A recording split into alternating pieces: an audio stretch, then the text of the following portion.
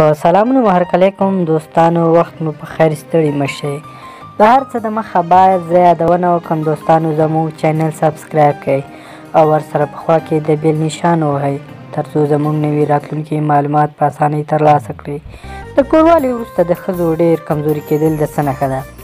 د ګډې چارې د ترسره کولو کېدای شي د ښځو کمزوري طبیعي وګڼل شي، مګر په ډېرو وختونو کې د دې تر شا نور سببونه وي چې باید توجه او پام ورته وشي.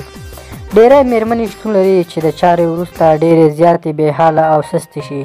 ډېر وخت بیا دا ستړیا طبیعي هم وي، ځکه دا چاره د دواړو لوریو انرژي مصرفوي. د ګډې چارې وخت یعنې دا چې ګډه چاره څومره وخت نیسي. په څو دقیقو کې دا چاره پای ته رسیږي. په ورځ کې څو ځله ترسره کیږي یا په اونۍ کې څو ځله ترسره کیږي. او ان د چارې څخه د خوند اخیستل هغه عوامل دي چې د چارې وروسته د مېرمنو په د ستړیا او کمزورۍ کچه ټاکي.